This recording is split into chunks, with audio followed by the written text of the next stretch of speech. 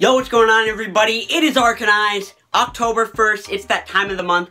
Everything I watched in September, which was not a lot, unfortunately, mainly because of school. School kept me quite busy this month, but we're now back online, which for at least another week here. Could definitely be more than that, so I'm gonna try and really crank it up this month, because I want to, if possible, get to 300 movies for the first time this year, which would be insane. But anyways, let's start with the little TV I did watch. The Boys Season 2, which has been phenomenal. And then my mom and I have been watching Cobra Kai on Netflix, which is also great. I'm thinking about starting Dexter, but I also want to finish Lovecraft Country. I don't know if I will. Just my brain, it's hard for me to stay focused on one show at a time right now. It just is. But anyways, let's get it started with the movies.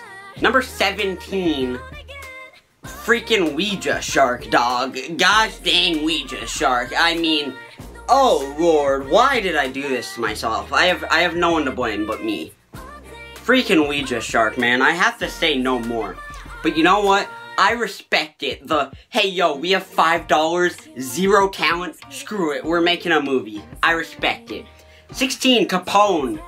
Love Tom Hardy. I love him so much. I love Tom Hardy. This movie's awful. I mean, it's just so uninteresting and boring, and I wanted it to be over from about 20 minutes in. So, number 15, Cuties. Yeah. 2 movies were below this, because it's actually, like, somewhat well made. The issue is just, you know what the issue is. Come on, guys. It's disgusting. Number 14 is going to be Enemy, with Jake Gyllenhaal, directed by Denis Villeneuve. I love Denis Villeneuve, and I think he does a good job in this movie. I love Jake Gyllenhaal, and I think he does a good job in this movie. It's just not my type of movie. It's confusing in the wrong ways for me. And I just never really got into it, which is the case for a lot of A24 films for me. Then, Spies in Disguise, the animated movie, Will Smith, Tom Holland. It's actually fun. Come on, guys. It's kind of fun. I can't lie. I had a decent little time with this film. It's not a very well-made movie. It's predictable as all heck. But I enjoyed it. Then, at number 12, we have The Frozen Ground. This is I think it's based off a true story, like a serial killer movie, John Cusack, and then you got Nick Cage. So, they do alright. Nick Cage is actually pretty dang good in this movie. He's not a bad actor. The movie's just not very good in general. I just like detective serial killer battles, so I enjoyed it. Number 11, Red Dragon. This is the Silence of the Lambs prequel that they did like 8 years after Silence of the Lambs came out. I have no idea why it took that long. This movie's pretty solid. It's not great. It's not Silence of the Lambs, but I did quite enjoy it overall. It just doesn't have the magic, but I did like Edward Norton. Then at number 10, The Social Dilemma. This is that documentary that gained all that traction. It's good, but it's not fantastic. Like, the acting's bad. They push their agenda a little too far in some circumstances, some situations. But the points it makes, when it hits, this documentary hits hard. It hits hard. And it's actually making me, I'm taking at least a week off Twitter, just totally, because I realized I spend way too much time scrolling on that app. So, number 9, Lincoln. Daniel Day-Lewis, one of the greatest actors of all time, showing why he's considered that in this movie. He is jaw-dropping, show-stopping, hands down incredible in this film. There's no other way to put it. The cast in general is great. Adam Driver has a small role in here. Joseph Gordon-Levitt. And a lot of others as well. This movie, it's just boring for me. There are some boring parts. But there are also some fantastic parts. Then at number 8, we have Nice Guys. I enjoyed it. Ryan Gosling, I actually do quite like him. I didn't love it as much as some people do. Some people have this as like one of their favorite all-time films, one of the best of the 2010. I didn't find that, but it definitely is an enjoyable little movie. Number 7, oh boy, here comes the hate. One Flew Over the Cuckoo's Nest. I gave it 3.5 stars. It's a very, very good movie. My mood wasn't in it when I watched it. I should have waited. I wasn't feeling it. And at some parts of it, I was just like, yep, okay, I'm gonna look at my phone during this. Because that's just kind of the vibe I got. But Jack Nicholson's incredible. And it's a good movie. I totally get why people still hold it up as one of the greatest ever made. Number 6, The Devil All the Time. A Netflix movie actually lived up to the hype for the most part. Tom Holland's great in this film. Robert Pattinson is fan-flippin-tastic. All the haters, get out. He's awesome in this movie. The tension scenes in this are great.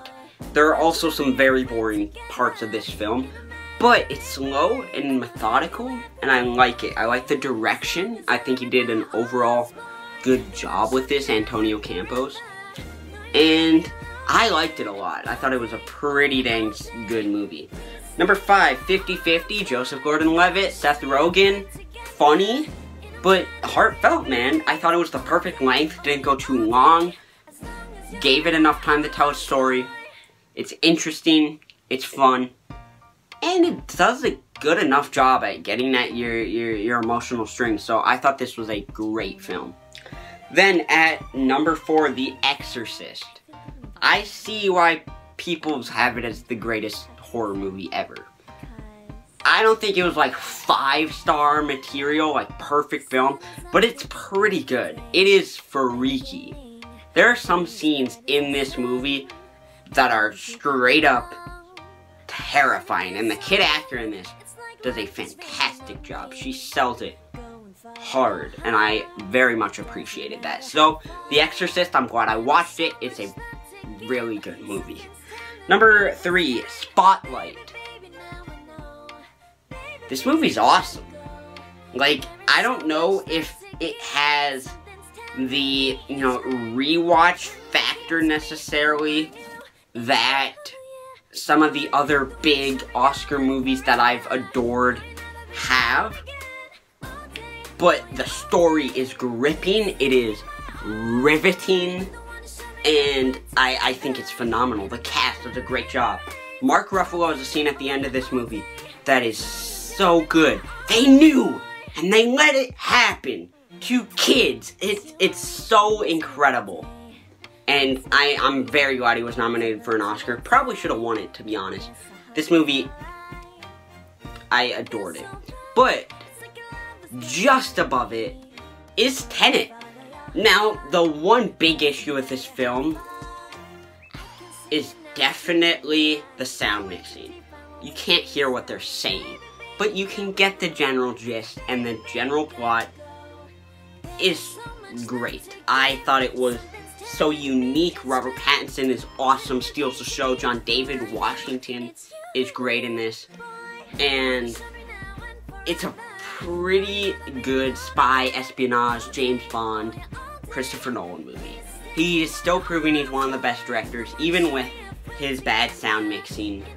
And the other main issue I have with it is its villain, Kenneth Branagh's villain.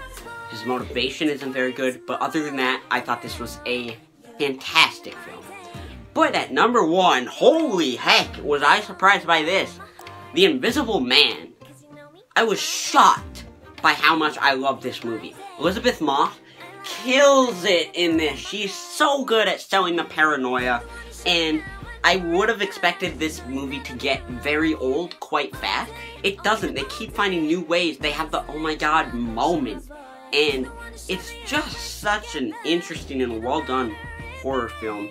And I was almost cheering for the Invisible Man, because he's screwing with her so hard, and it's almost hilarious. So, hats off to the Invisible Man. Such an enjoyable film.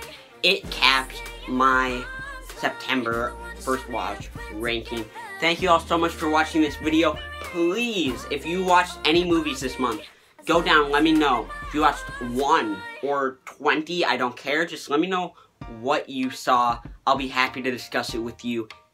Peace out, guys.